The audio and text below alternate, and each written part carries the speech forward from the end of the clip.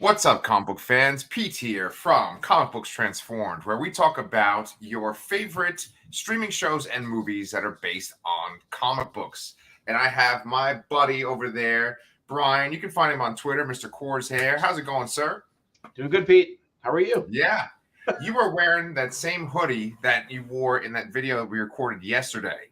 Yes, that we didn't post. Yeah, it's cold down here sometimes. I totally understand that. I'm wearing like a black shirt and I have a black bookcase, so I just look like a big white pale floating head over here. So next time you record in your daughter's bedroom, you do wear pink to match the walls and the sheets and everything. Yes. For those of you that are not, you haven't been watching the show for a while, I film in all different locations. Sometimes I'm in my bedroom. Sometimes I'm in my daughter's bedroom. She's not in there, like sleeping or anything. And then a lot of times I film in here in my dining room. But Brian always has his amazing Transformers dungeon that he records in. Yes, me and all the bugs. Yes, yeah. So tonight we are talking about She-Hulk Attorney at Law episode 3. And we're also talking about the Sandman episodes 4 through 6. So, it's funny. I was just on Twitter just right before this, and I looked at Chris McFeely's post. And the video that me and Brian were talking about is we took a quiz that Chris McFeely posted, this guy who has a Transformers YouTube channel, right? And we totally bombed on the quiz. We got 15 out of 35 answers right. Anyway, it turns out that Chris McFeely is a big She-Hulk fan. Did you know that, Brian? I have seen him mention a little bit of it, yes, but I didn't see this post you were talking about. I think that he is like turned on or something by She-Hulk. Okay. I mean, okay. There's like a whole subset of dudes that like get really excited about her and that woman from like Resident Evil, the real tall one, what the lady? Lady Dimitrescu. Yeah. Yeah, that's like a type for some dudes. I can kind of understand that. I'm a tall guy. I kind of go for that too. She was a really visually striking villain, and it was very terrifying. I mean, to me, that was the most interesting part of that game. Was the section that she's not in the whole game. She's just in like the first like area you go to. Mm-hmm. But yeah, she was a very unique twist on a Resident Evil trope where you like usually you have like the tyrant chasing you, which is just some big 9-foot zombie with a weird zombie face, and now it's just giant vampire lady with a big fancy hat. Well, I think some people like that. A lot of people like She-Hulk. There's also She-Hulk detractors. And I'm going to see which side Brian is on tonight. So you ready? So for me, here we go. I see his face over there. Did you enjoy episode 3, The People VS Emil Blonsky? It was. Should have taken that sip when he said that. He made that noise. I'm still enjoying the show. Yeah. It's getting a little. It was a little mediocre, I would say. Yeah, I'm not saying it's bad. I'm really starting to see, the kind of really lame background jokes that are kind of permeating this. I'm seeing a lot more, and a lot of them just really don't land, or they seem so cliche, honestly. Yeah. And I don't think that every single joke needs to be like to land and be amazing and whatever. But there's a lot of cliche stuff still coming, I think. So I hope that changes, but I'm not too optimistic.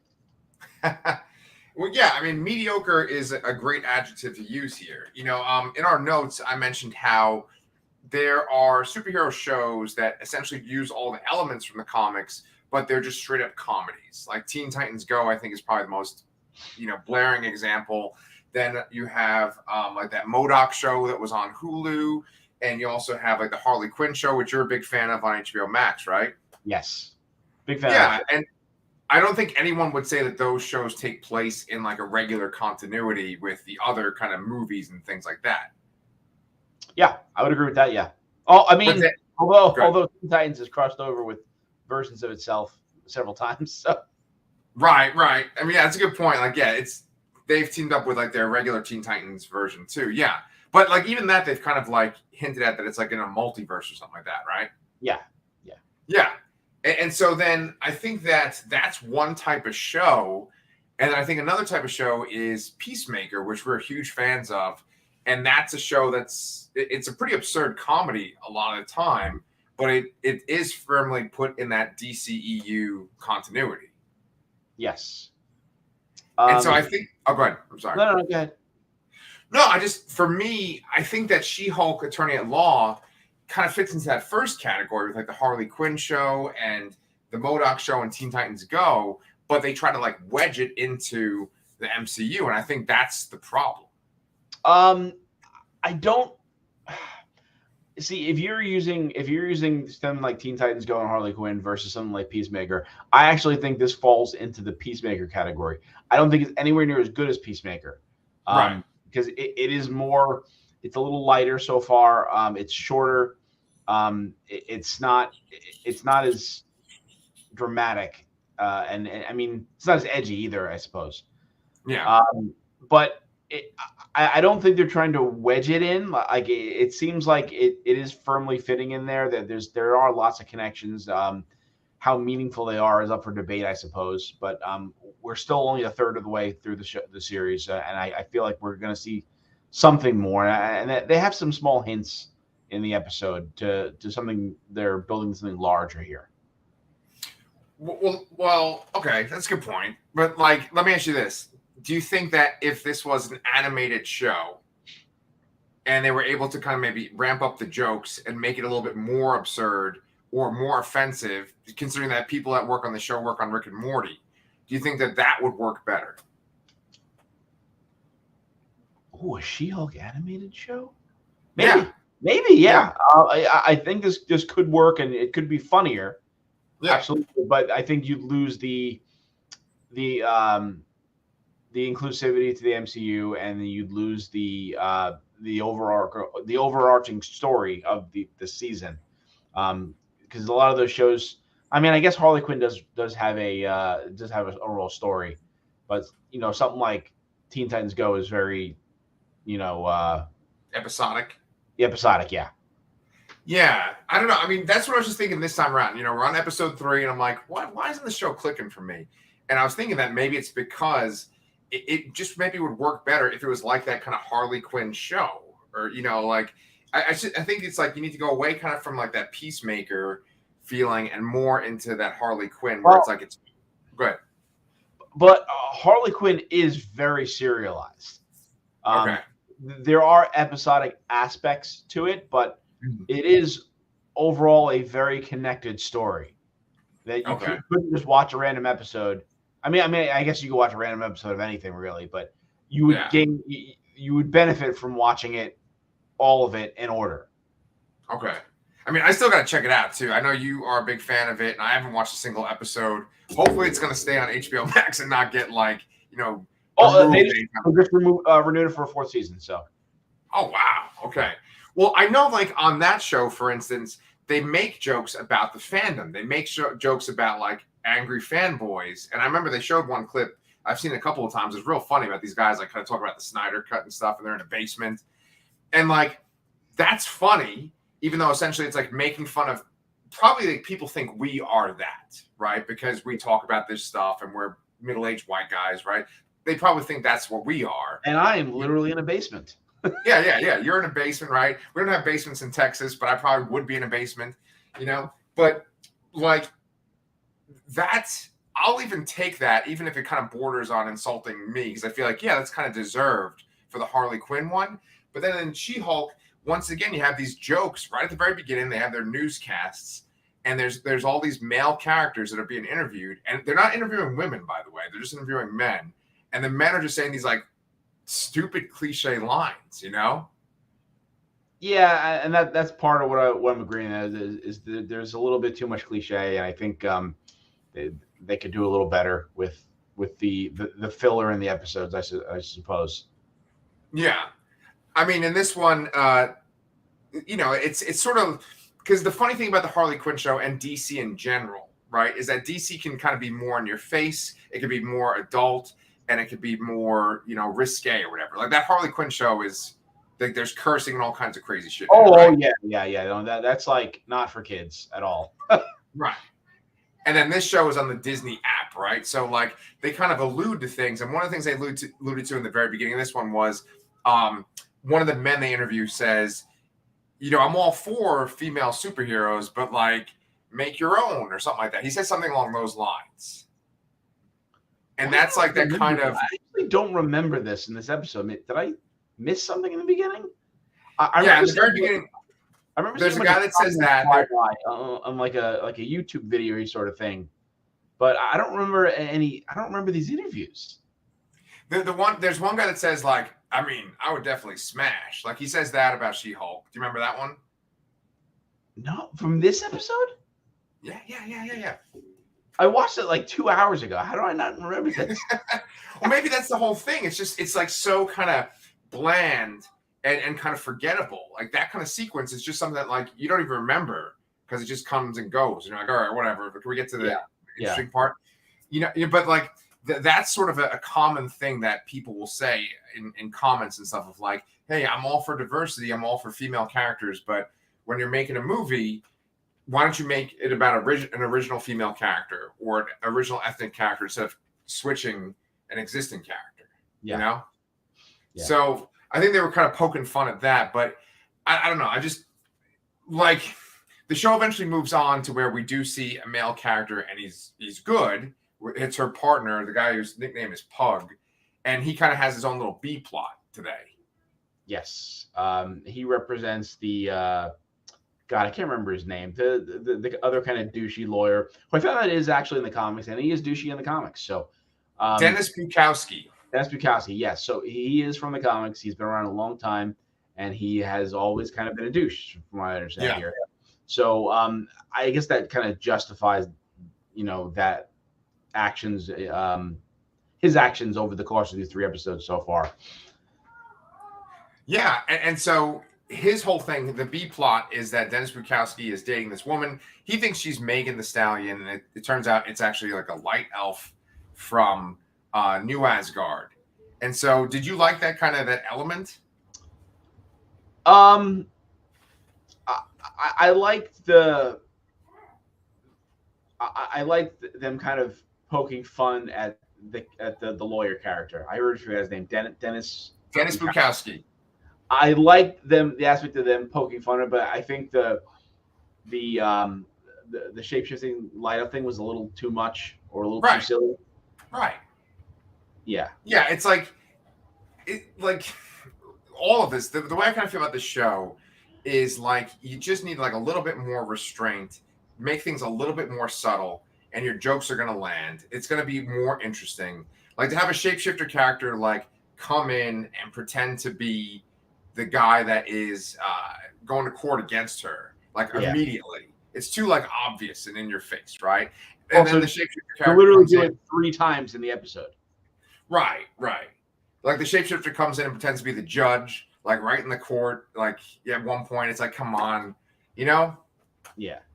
That's why it's too ludicrous. That's why if it was like an animated show, maybe it would work a little better since it's like so over the top. But to make it be like, oh no, it's in this realistic world where like Avengers Endgame took place. It's just like it's totally it doesn't work, But I on the other hand, no, I do think some elements of the show have worked. I still think Jen She-Hulk is fantastic. I think her delivery and everything is great. I'm still enjoying watching her on the show and other characters as well. But yeah, there is like a weird tonal imbalance with some of this stuff, like you said. Yeah. I mean, Tatiana Maslany is fantastic, and you saw a lot of her as Jennifer Walters this episode because she was in the facility where Emil Blonsky was being kept. Yes. I thought all the stuff with Abomination was good. I just thought that it was kind of like, I know everything's going to happen here. I didn't think there was like an interesting twist or anything like that. They bring Wong in, and the way that they treat him is basically that he like took Abomination to like fight him in battle to kind of prove his worth as Sorcerer Supreme. And to me, I just kind of see that as like, yeah, we just need to have 2 recognizable characters in Shang-Chi. That's I took it a different way. I took it that he's lying and that he enlisted him to fight to make some money. Like, Oh, okay. that's how I took it. Like, because you see them in Shang-Chi, you see them walking away with money after the fight or whatever, and he gives him a cut of it or something like that, and then he sends him back to the cell. I felt that they were kind of like, playing those people running that arena for cash, and then they're obviously not going to say that in court because that's probably illegal. I mean, probably it is illegal. And I felt that just how they explain that, and like they just could have did something better. I don't know. It seemed very weak and uninteresting, I guess. Yeah. Like they could have did something better with that. I don't know necessarily what that was, but I was excited to see, like, oh, why was that happening? Whatever. I mean, even if they would have just said what I said and then just said, oh, but we have to lie about it in court, like that would have been fine to me. I think that would have worked better. But no, they completely played it up. I was like, oh no, I wanted him to fight me because I'm training, and I don't know. It's just like, why even put it in there? Yeah, I think that, like, in general, and I feel like we sound like we're kind of picking on the show, and maybe I am, at least. You are kind of doing a good job defending some of it, but like I think in general with the MCU, they think there's going to be a lot of grace because they think that we just like to see the connectivity of it. Like, oh, this character's from this. And so we kind of forgive things just because they're giving us that sort of connective tissue.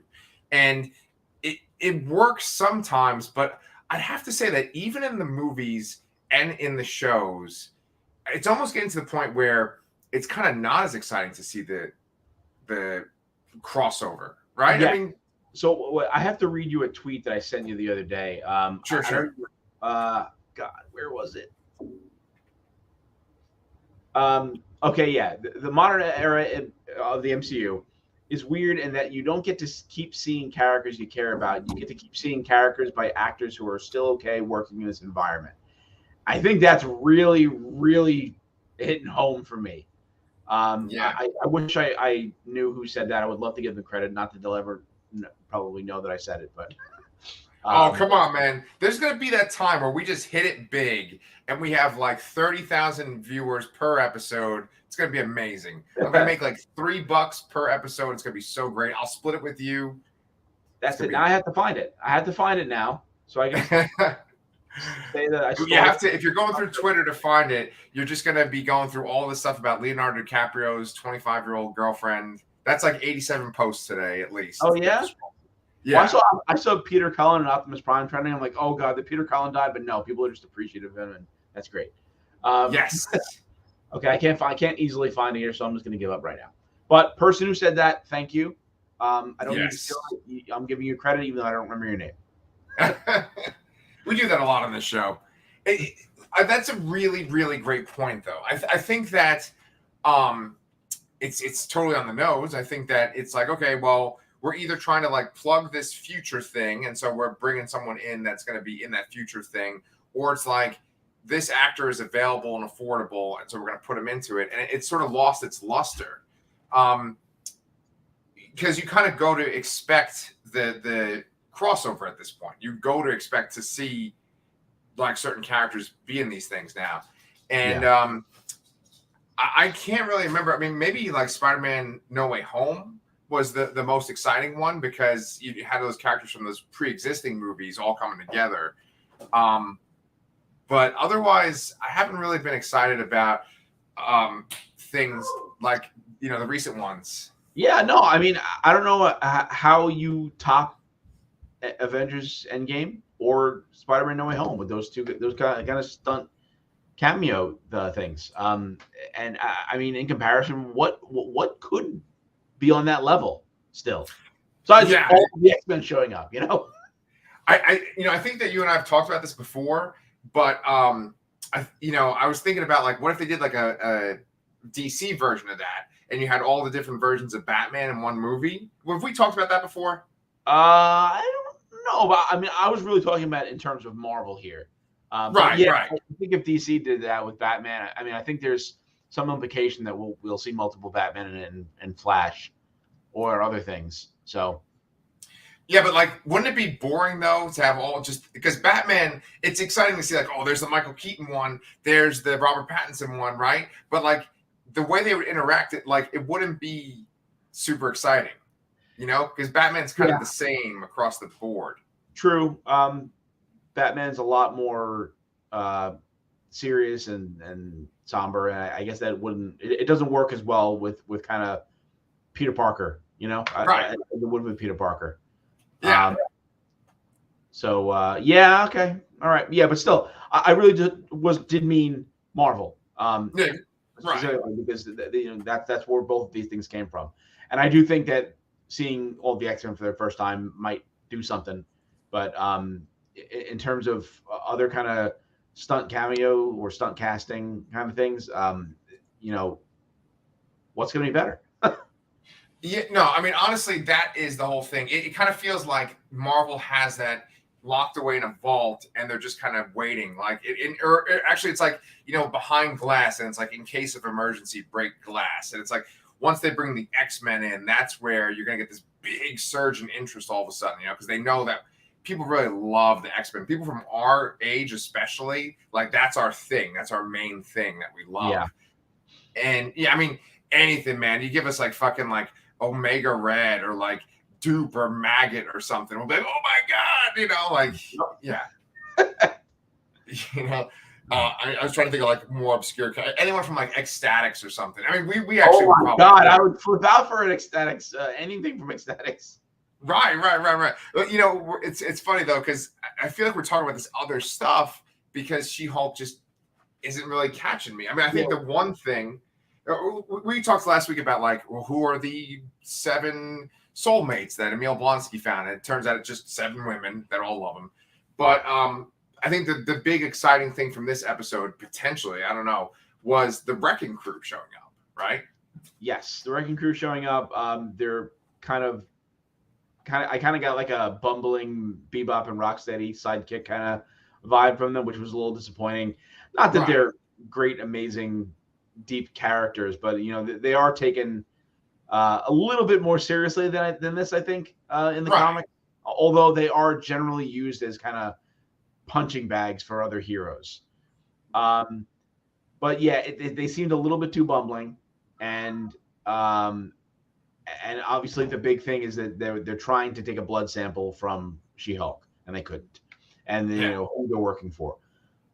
I've been trying to think of who they could be working for, and I can't come up with anything because I can't get out of my head how kind of idiotic they were, and so I'm like, who would actually hire these guys to do this? Yeah. And I can't think of anything, any like credible villain. Yeah, I think that if I was gonna guess, I mean, it's like, just based on how incompetent they were, it wouldn't make sense for it to be like a competent villain, right? Like, because the leader is my first guess, right? Because it'd be like, oh, there's a reference to the original Hulk movie, right? Yeah. But I was thinking like maybe, I mean, you can't even do Thunderbolt Ross because William Hurt is dead, so you can't even do like Red Hulk. Yeah, well, I think they could recast that role. Either that, or they can keep him in the shadows and then have him take an injection and have him become permanently red and have someone hold him. I think they could do that, but I cannot justify Thunderbolt Ross hiring these guys. Right. I don't see it. It doesn't make sense to me. Yeah. So it's like, well, who would hire these morons that like She-Hulk just sweeps the floor with? Yeah. What I do like and feel about this, and I did enjoy about this episode, and I like to see where it's going, is the last shot you see in the episode, not including the after credits, is her just kind of looking at herself in the mirror. Yeah, I'm curious as to how you took that scene. But do you take any meaning from that? Yeah. I think that kind of the overarching theme of the show is that Jennifer Walters is struggling with being perceived as a superhero, where all she wants to do is be a lawyer, and she keeps getting put in these situations where she's dealing with superheroes, and I I think that last scene is like, it's a typical scene, right? Where she gets jumped by a bunch of thugs and just beat them up. And she's looking at herself and she's thinking like, oh, I can't escape this. Like, I just acted like a superhero. And that's the last thing I want to do. That's kind of how I interpret it. What about you? I took it sort of similarly, but more so than like, oh, like this is my life now. Like this is what I have to do. Like begrudgingly. Right. This is what I have to worry about and deal with now. Not that I'm going to be a superhero, but I can't avoid this. And how do I move forward? And I think that's an interesting character arc to have. But it seems like it's going to be, again, tonally weird with all the other stuff in the episode. Yeah, I agree. It didn't really fit in. I remember that very last shot. It's like, oh, this is in the same episode where the elf is pretending to be the judge. It didn't really work. And then the one guy's like, oh, I thought it was Megan the Stallion. It's like too much. But I mean, I did like that. But the Wrecking Crew was just like too stupid and lame. Yeah. Like they're kind of bizarre looking in the comics, right? They look like they're from the 70s. I think that's probably where they're from, or maybe even the 60s.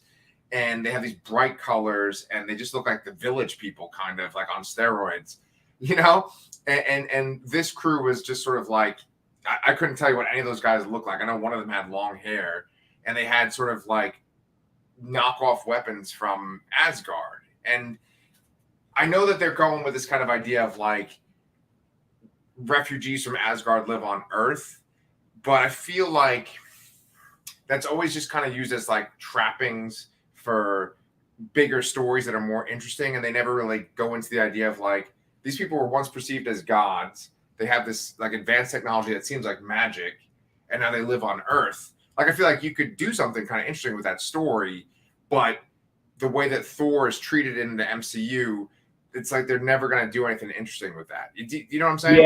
Yeah. You can take it like like weapon smuggling or angle to it. But you're right; it's too light and comedic to do that. So I don't think it would fit. But it was weird. Like, I mean, and this is a little tangent. I think that maybe if people are fans of this show, maybe they do appreciate these little tangents that you and I go on. But like in Thor, in the comics, like Thor is very serious, right? And yes. Mjolnir is always treated like this, this artifact that only he can wield, right? It's very important. And if anyone uses it, it's like a very big deal. And I really like that Cap was able to use Mjolnir at the end of Endgame. But then when Thor was kind of like, here, you use Mjolnir and I'll use the axe. It's like that wouldn't happen in the comics. And I think there's this kind of reverence and seriousness that Thor just is lacking in the MCU completely now. And I think that they made the right choice. No, he was also using the hammer in Endgame. So, I mean, he's the one that brought it there from the past. So I actually disagree with that. I think that is one of the few times where they do give Mjolnir the proper reverence. And, when they kind of treat it like an ex-girlfriend in Love and Thunder, it really offsets it, though. Right. Like, they kind of make it like they have this consciousness. The point I'm trying to make is that, like, there's stuff that you can mine in these Marvel movies. And I think that, like, in comics, comic book writers are really good at kind of tapping into this stuff and, like, hey, like, what's going on here? Like, we should talk about this. But with these shows, I think that it's just more like we got to get this character out. And then, like, we need a threat. Okay, these guys have weapons from Asgard. It's like it doesn't have the reverence it's not as interesting. You know what I'm saying? Yeah, it's like okay, what can we throw in here rather than, I have this really great idea for a story. Let's do this. Exactly. And it's like, do you think that they're actually going to explain why those guys have weapons from Asgard? I think the joke is all we're going to get. That, they were robbing an Asgardian construction worker. Yeah. That's it. That's going to be it. Exactly. And it's like, you could do so much with that, and it's like, I don't know. I actually, honestly, I don't really even want to kind of keep ripping into this show. I like it more than Moon Knight. I'm not sure how I feel about this versus Ms. Marvel. We'll have to do our ranking when we're done. But unless you have this is going to be hard. Yeah. Well, do you have more to say about She-Hulk, or do you want to hop on to Sandman? Yeah, just in general, just like yes, I'm a little more down in this episode, but I'm not totally out of it. I'm still optimistic. So Yeah. hopefully we'll pull this together as we get. Yes, yeah. And you and me, we pretty much think alike very often. So I feel the Yeah. exact same way. Now, I'm thinking, though, that you are excited about Sandman. Am I right? Oh, fuck yes. Yes. Okay, good. We're gonna be like almost 100% on the same page with this. I'm pretty sure. Oh, nice. Okay, so in my notes right away, I said that we should, if we're going to cover like 3 episodes, we should rank our favorites, like from least favorite to favorite. So if you could rank these 3 episodes, A Hope in Hell, 24/7, and The Sound of Her Wings, how would you rank them? Reverse order 654. Reverse order, so like 6 is my favorite, then 5, then 4. really 6 was your favorite. Yes. Okay. And I have to say too that I've been reading the comic for the first time as I'm watching this, and I've read up to issue 8. And issue 8 is, what is the name of the issue? It's the name of the episode, the 6th episode, the Sound of Her Sound Wings. of Her Wings. Yes. I thought that was like incredible. Like one of the best comic issues I've ever read ever. And that first 20 minutes was like pure bliss, honestly. Yeah. And it was the comic. Yeah, it was the comic. It was perfect. And I know there was some controversy about casting a black actress as Death. Don't care. Loved her. Perfect. Give me more, please. Yeah. I love that characterization of Death, that she's just like this laid back person who's like happy, and it's so different from most other depictions of Death, the personification of Death, and I really enjoyed that. And just and I think pairing this with the story with Hob Gadling, is it Gadling? Mm-hmm. Which is an issue I have not read yet. I think it comes a little bit later, so it's a little out of sequence. But just finding purpose and the contrast in life and death here, it mixed together very well for me. And I feel like this, like I told my mom to watch that episode. Like I don't know, she's read Neil Gaiman's books before, but she's not a comic person. She's not into like dark stuff or anything like that. But I do think it is a little dark at times, right? It's kind of beautiful in a way. And I think it's a great standalone episode of anything that you can pretty much go in without knowing anything and still find meaning in that episode. I would say number 5 is a close second. Okay. I was a little worried in the beginning of it because I didn't think it was going to go to the proper lengths of depravity. But it does. It absolutely does. And they did it really, really well. Mm-hmm. And I put 4. I actually think I liked the 4th issue, Passengers, a lot more. I like the issue more than the episode. I was kind of baffled by the slight changes they made with Rosemary. Because what's his name? John. He kills her. Yeah. He kills her in the comic, but he lets her live, and he gives her the amulet in the show. And I don't really understand why that change was made. I really liked in the issue how this woman is instantly scared because she's just this naked, creepy looking naked man just stops her and holds her up and tells her to drive somewhere. And the whole ride, first she tries to threaten him, saying like, "Oh, my husband's in the mafia. He'll come after you." And then she's like, "Oh my God, please don't kill me." And then the rest of it is her trying to humanize herself so he would spare her. And it seems like they have a connection, and that they're almost like it's almost like a Stockholm syndrome kind of thing. But in the end, he still just kills her anyway. It doesn't matter. And I think that was so much better than of an ending than what the show did. Where she doesn't know at first, she finds out midway, and then he lets her go at the end, and it even helps her. I don't know why they changed that. Yeah. Well, there's lots to unpack with everything you just said. First off, in the comic, I want to make sure my memory's right.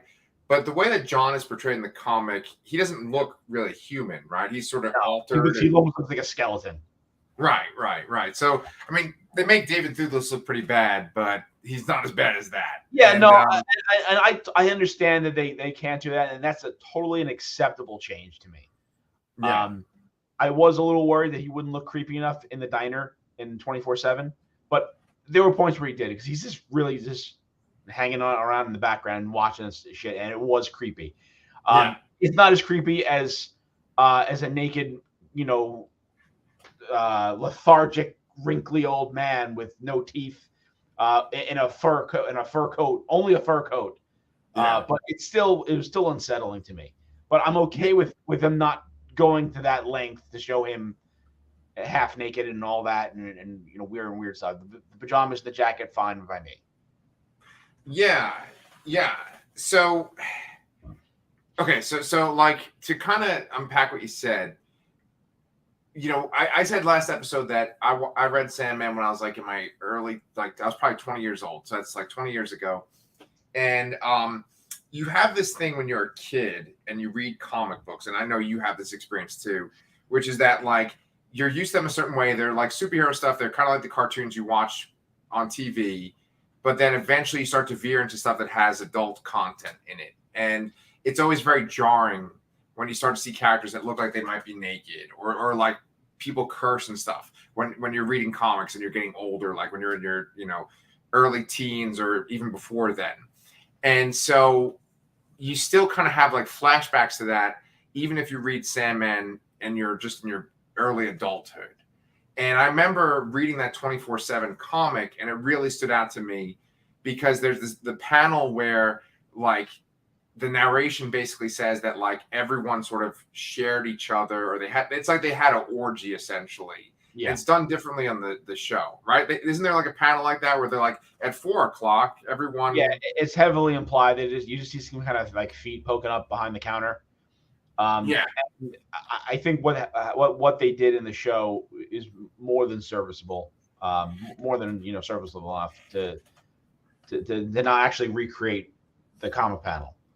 Yeah. So like one thing, and here's the thing, right, is that we kind of dodge around topics and stuff when we talk on the show because we don't want to get in any kind of trouble. And the thing is, you and I are both very liberal and we're very accepting and stuff like that.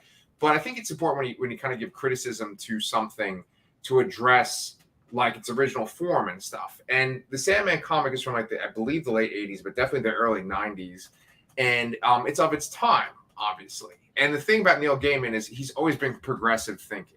Like he has transgender characters, he has gay characters. There's all people of all different ethnicities and stuff in this comic in the early 90s, and that's why it was kind of looked at as like kind of taboo, or like it wasn't mainstream, right? In our culture, that has become more and more mainstream over time. And so what happens is in a issue like 24/7, you have different dynamics, right? Is there a lesbian character in the comic? Yes. Okay. Yeah. So there's a lesbian character just like there's in the show, but then I'm assuming that with the CEO and their spouse, it's probably a man and a woman, right? The CEO is a man and the spouse is a woman. They might have flipped that, yeah, because they do make it seem like there's this. He almost looks like Trump, honestly, but like a larger version of Donald Trump. Right. Yes, they do gender swap that, I believe. Yeah. Right. And so what happens is that certain things in context, when they are in the early 90s and they're a certain way, you're making a certain statement with the characters, right? The CEO is a guy and he has these male appetites and he's bad because of this reason. But then you gender swap it to make it less predictable and stuff in the modern day, and now all of a sudden you have this Asian woman who's the CEO of a company, and like that, I'm sure that happens, but it's just not as common as like a white male, right? And it's interesting stuff because I think what happens is when you make these changes, then all of a sudden you have to change the fates of certain characters.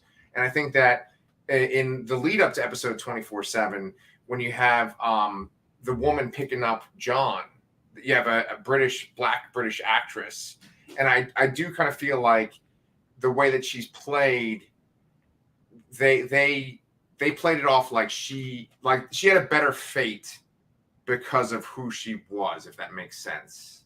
Okay, so you're saying is that they've obviously changed the ethnicities of a lot of characters, and that because it was now instead of a white actress, it's a black actress. They spared her to not just straight out murder a black actress on screen.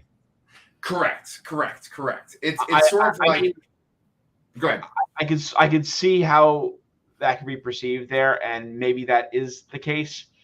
I hope it's not, but to me, it lessened the impact of the episode of the story, because I like the fact that he's just almost as like an afterthought. He's like, oh well, it doesn't matter whatever you said because I was going to kill you anyway, And he doesn't say that. He just shoots her. Right. That was so much more impactful to me in the comic than letting her live and actually helping her because he gives her the protection charm. Yeah, I mean, it is very possible too that a younger Neil Gaiman is more cynical, and so the comic itself is more cynical. And so now, as he's older, he's had children and stuff like that. It's like, he's going to change the outcome for certain people, make things more positive. I think I said in our notes that then he kills a baby in episode 6. Yes. Okay, so let's address that too. That's different though. So that's completely different. I was just making a joke. Right.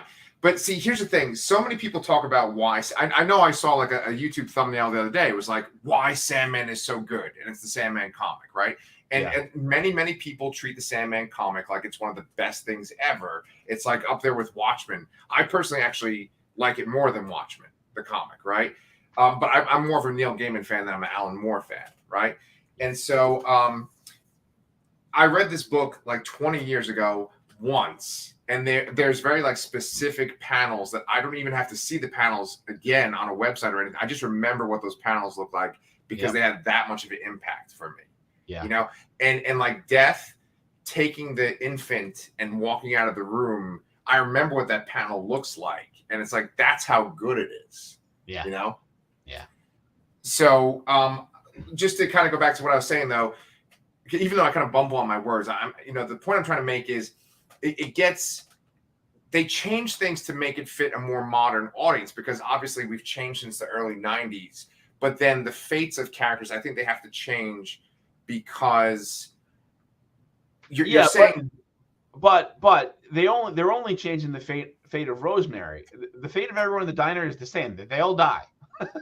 And while they do change the characters around a little bit, ultimately, all the bad things that happen in the comics still happen in the episode, just very slightly differently.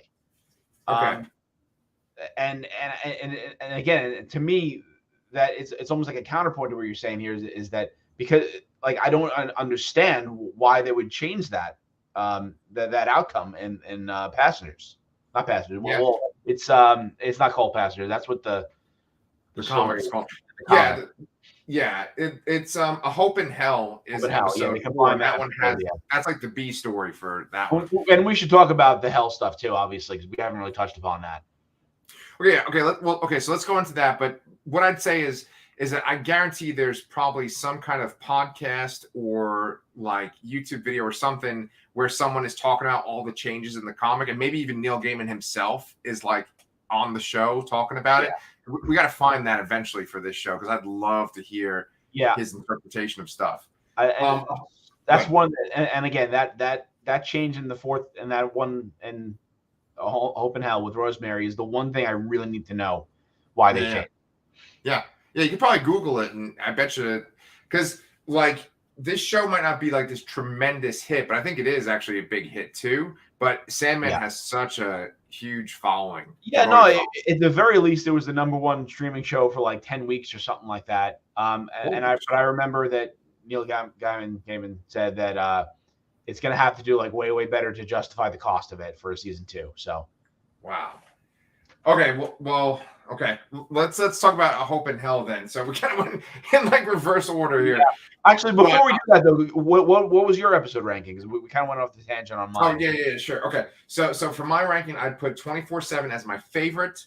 I'd put The Sound of Her Wings as my second favorite, and then Hope and Hell's my third favorite. Yeah. And the reason why I put 24/7 is because I knew there was going to be like horrible stuff happening in the episode. I remember that comic distinctly, but then I forgot about sort of the hope at the very end. And when Dream is talking to John at the end and he's showing the people in the diner, I think I did get tears in my eye because the show, and I said this in the notes too, but the show reminds me a lot about like The Dark Knight. And The Dark Knight, you have the Joker who's this nihilist and he thinks that humans will like eat each other if you give them the right circumstances, right? And then Bruce obviously has hope in humanity and thinks we'll do the right thing if we have a good example. And so they're like literally fighting over the soul of Gotham. And that's what this show kind of reminds me of, is like characters often sparring over humanity. And is humanity worth saving? Is humanity a good thing? And sometimes Dream is the one that is negative about humanity, and sometimes he's the one that's an advocate for humanity.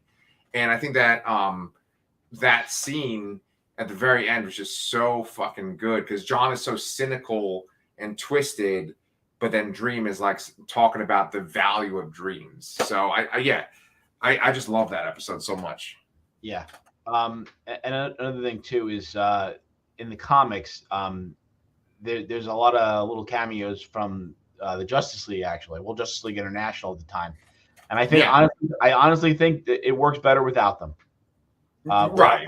Characters in there. It's more impactful. It feels better. I mean, the Constantine inclusion still works and feels right, but seeing Mr. Miracle and Martian Manhunter like talking about Oreo cookies. And the issue was a little like do we really need to do this? And they also had Scarecrow in there as kind of like a John's nearby cellmate in Arkham. So, oh, that's cool. That's cool. I forgot about that actually. Yeah. I mean, it's okay to take out the DC stuff. I mean, it's obviously like much more streamlined for the Netflix show. I mean, they combined 2 comics in one for that episode 6. Obviously they're hitting the high notes though. They're doing what the comic does, and they're doing it really well. And I was just talking about a couple of minutes ago about the idea of like fighting over humanity and what's the value of humanity, what's the value of dreams, and that's a big part of episode 4, A Hope and Hell, where essentially Lucifer, played by Gwendolyn Christie, is trying to duel with Lucifer, not Lucifer, Dream at the very end. And that whole battle is about hope, right? And humanity, right? And what do you think of that battle? I love the battle, and it's very faithful to the comic. Although I believe they cut out, they kind of skip out a little bit of it in the middle to kind of condense it a bit. I don't know how I feel about. So in the comic, he actually faces the demon that has the helmet rather than Lucifer. Oh, okay. And interestingly, when he first arrives in Hell, he's told that Hell is now ruled by 3 demons, Lucifer and 2 others, and I want to say is like Beelzebub and something else that's very, very other common, well-known demon name, but I don't remember exactly right now. Right. And they didn't touch about that. Also, Lucifer is the sole ruler of Hell, and I don't know how I felt about that. I mean, I guess it raises the stakes, and it raises because that they infer that Lucifer is the second most powerful being in creation, essentially. And I don't know if they do that in the comic, and it doesn't seem like they would, based on the fact that 3 people are ruling Hell rather than just 1. But it does make the challenge seem a little more dire, and the risk higher. As a weakened Dream is fighting this all powerful being, and still can come out on top. But the idea, the battle, the visuals of it itself were fantastic. And I kind of wish they didn't condense it. I wish it would have shown all of it. I don't remember what they cut out, but it felt too short to me. Yeah, yeah. Well, I talked about that in the notes a little bit too, because I don't remember like Lucifer and God sort of being way more powerful than Dream or the rest of the Endless. Like I thought of it that maybe there was like a God that you kind of don't know about, and that's the creator. And Dream mentions the creator in this episode, but it didn't seem like Lucifer was like a parallel to Dream. It didn't seem, because in this they make it seem like God and Lucifer are like the two most powerful creatures in all of existence, and that like the Endless are underneath them. And the Endless are always kind of looked at in the comics like they are this like the most powerful things ever, right? They're like the fucking embodiment of like the main things of existence. But yeah, I actually did kind of remember that thing with like the three rulers. I forgot about it. And there's stuff with Lucifer that comes up later in the comic that's really interesting, good stuff too. But the battle was great, like you said, and then also like the lead up to the battle with all the visuals, just kind of seeing what hell looked like. It kind of reminded me of that movie What Dreams May Come, because like Robin Williams goes into the afterlife and it's kind of cool like that, this big gothic hell, Dante's Inferno type stuff. And you have this really great little moment where Dream is walking with Matthew and he goes past this woman, and the woman recognizes Dream and she knows him, and then he changes his appearance to where she's like African and he becomes African, and he's talking to her. He's got the same voice though, and that happens in the comic, but then it's also like setting up something that happens later in the comic. And yeah, I think that must be taken from another issue, because that didn't happen in what I read. I don't think. Okay. I thought that she was in hell, but like there's another part in hell in the comic later on, and maybe you see her then, but that's a really great story that stands out too. Like the character, it's kind of implied that like she hurt Dream at one point and he hasn't forgiven her, and we see what happens with them in like a flashback in the comic later on. It's really good stuff too. Okay. I said in the notes that I like the idea of casting Gwendolyn Christie, and the angels in the comics are, they don't have a gender, right? But Lucifer kind of seems like a man in the comic, even though he doesn't have a gender. Yeah, I would say it's a little on the androgynous side, but in the comic, but maybe a little more male leaning. Right. But I think it totally works as her, but I do kind of agree. Maybe she could have been a little more menacing. Right. That's my only thing, is that she could have been a little bit more menacing. But she did kind of have that manipulative side to it that I really liked. And, she did kind of vow that she was going to kill Dream at one point. And so there's all stuff that they're setting up. And it's a real shame if the show doesn't continue. But I mean, that kind of seems like the fate of streaming stuff. And it seems like the fate of DC properties at this point, right? Yeah. And also, I mean, if this was so expensive to create, I imagine if they take it elsewhere, we probably get a reduced budget. Maybe it wouldn't look as good. Maybe it wouldn't turn out as well as this has so far. So, yeah. I mean, if I'm given the choice between nothing or a subpar sequel, I'm not really sure where I'd go so far. Yeah. And, honestly, I would take just one season if it was sort of like a sampler, like got everyone on board for the Sandman comic. I'd be down for that, Yeah. Yeah. So I know we kind of rushed through each of the episodes, but were there other points that you wanted to make about episodes 4, 5, and 6? I think we went through 5 well enough there, and we didn't really talk too much in detail about 6, I guess, but I don't know what else to say necessarily. I really enjoyed I enjoyed the Hobbs story, with going back and talking to the guy every 100 years just to see. Because he thinks life is boring. Dream thinks human life is boring, and he just can't believe that this guy would still want to live, even through all the things he's been through. Which I guess he only really had one bad spout, but I just liked it a lot. And then it was just essentially resolution was about friendship and the positive aspects of life, and looking forward to it. And as well as not being afraid of the end too. So Really like perfect episode for me. Like really. Yeah. I I didn't say this in our last episode, but I really love Neil Gaiman. I've seen him twice in person. I've met him in person too. He signed something for me, and he's just a fantastic speaker. He commands your attention whenever he talks. It's just like, oh, I need to listen to this man. I've taken his fucking his class on like whatever the fuck the thing is where you pay for lessons. You know what I'm talking about? The masterclass thing? Masterclass. Yeah. Wow, nice. I didn't know that. Yeah. My personal little soapbox, and I'll make it brief. I don't want to hurt you with this stuff, but like, for Neil, I feel like with the right kind of music, the right kind of art or film, there's sometimes things where you're like kind of tapping into something greater. It's like, you're like, oh my God, I didn't know it could get to this. This is like something amazing. And it feels like something special that you're tapping into. And Neil Gaiman almost always feels like that to me. And the Sandman was really the first taste of that.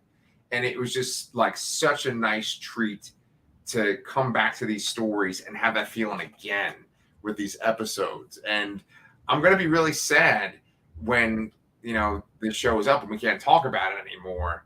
Yeah. But I truly hope that you keep reading the comic, and I'm going to actually reread the comics after watching this.